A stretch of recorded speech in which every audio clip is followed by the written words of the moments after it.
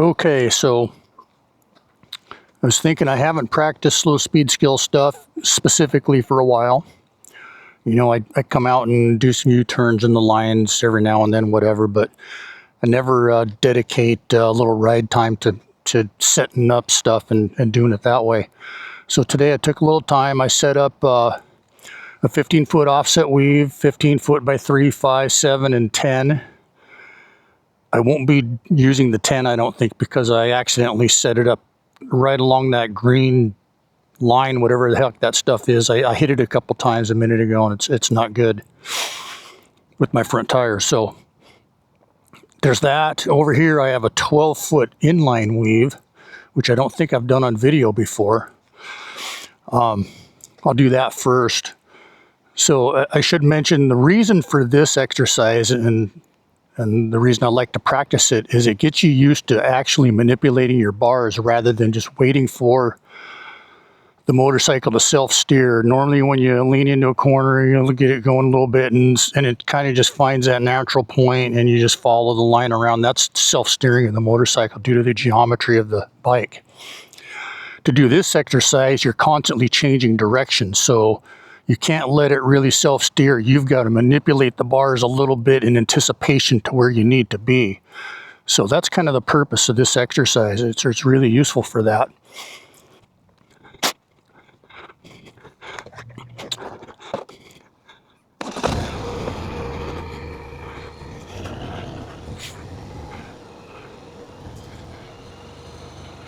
So one other thing, this parking lot that I'm practicing on is on a bit of a slope.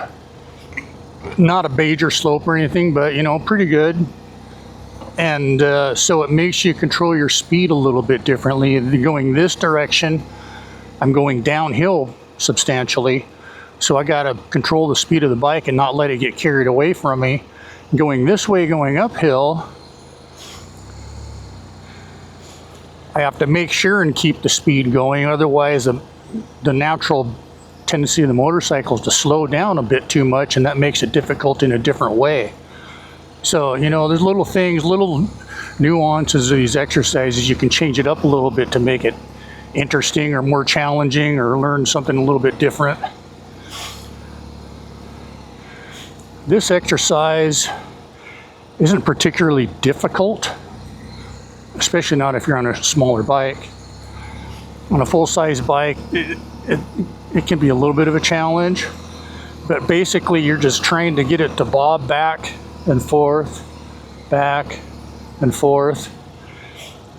Like I said, by manipulating the bars and not just being along for the ride. That's kind of the reason we do slow speed stuff. You're not along for the ride, you're running the show. So as usual, a little bit of throttle, a little bit of rear brake when needed. Control your speed. Head and eyes up. What a lot of people will do for this exercise is, instead of looking back and forth on this one, you can see all of your points. Just look straight ahead. You don't need to do this constantly. You can just keep your eyes down range. The camera's on my chin. You should be able to see that I'm kind of keeping my head straight down range, even though you move your eyes a little bit, but not really. I mean, it's a rhythm thing for this, a rhythm and feel.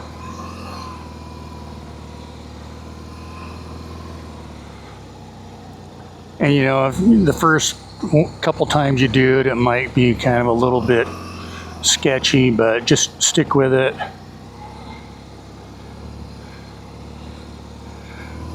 And if you are on one of those motorcycles with a shorter wheelbase, makes it too easy, just tighten them up. These are 12 foot on centered, 12 foot center to center of each of these marks.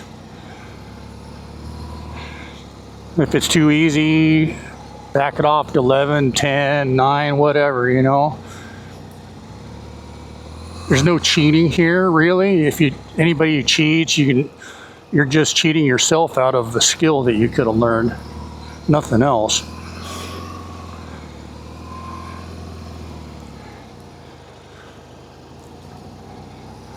Okay, the other exercise I've done video on, 15-foot offset weave, and it is not necessarily a manipulate the bars exercise. I'll do the 3 foot, the pink marks are 3 foot, 15 by 3.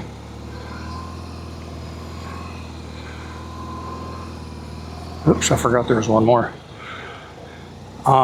These, you need to get used to, or the purpose of this exercise is to help you get used to leaning the bike and not just manipulating it a little bit back and forth. You need to actually get into leaning the bike and turning the bars and doing a good turn that way.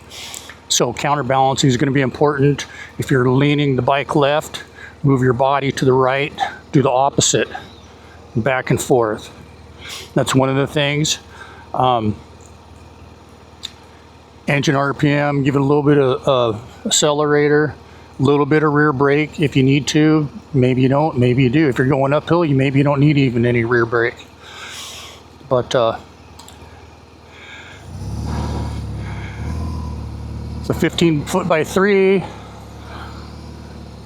probably not a challenge for really anyone. If you're on it, there again, short wheelbase motorcycle, maybe make it 12 foot by 3 or 14 by 3 or whatever the heck you want to make it, just to make it challenging for you, just so you're getting benefit out of doing the exercise. So that's a 3 foot.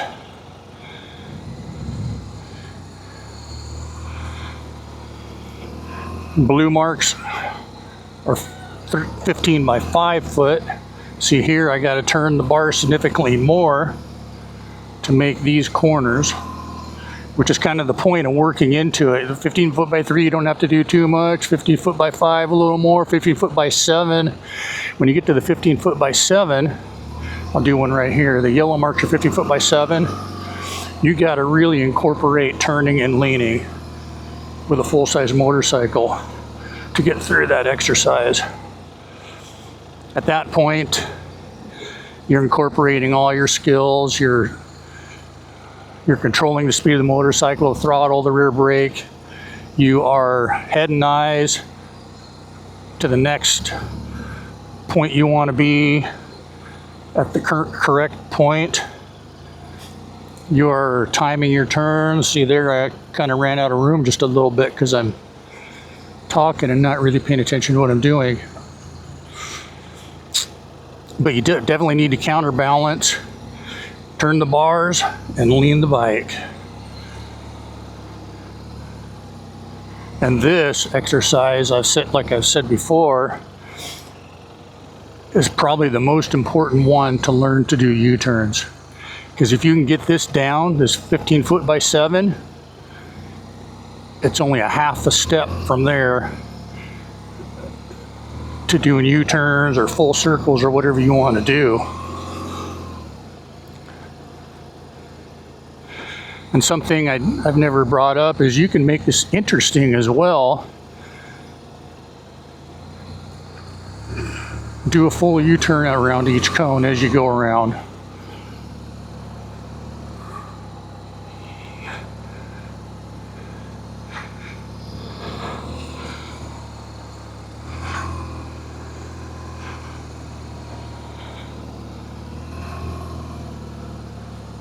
Obviously, I'm just screwing around here doing this. It's not important. It's not even part of this exercise typically.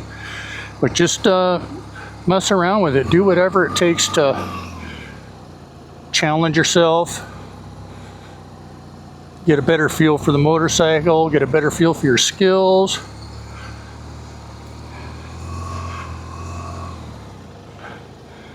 That's why we practice this stuff. Once we get these skills down, what you'll find is, a lot of people say, oh, I'll never use those skills. I'm in the parking lot. That's stupid.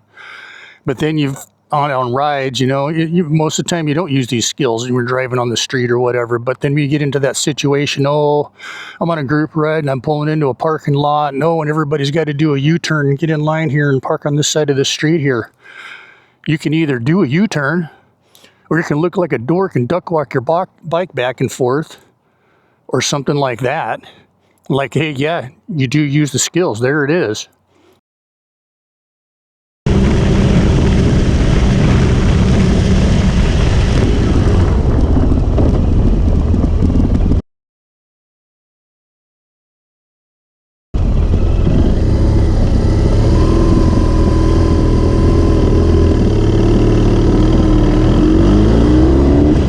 Even though you'll have to put a lot of practice into this stuff to get good at it, I think it's worth it and it's actually fun to do. You know, some people might think they look stupid. Who gives a shit what you look like? You're help benefiting yourself. That's kind of the same reason I practice sport riding at the track. I'm not going to ride like that on the public road, at least not to that extent. But if my skills are there, when I'm on the public road and I'm riding down here, which is probably more advanced than most of the riders, I'm well below my skill level, so I'm perfectly comfortable and safe doing that. People don't really understand that. That's why we practice stuff like this and like that and other things.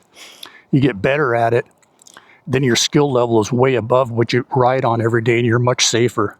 And being safe is a very important thing for motorcycling, obviously.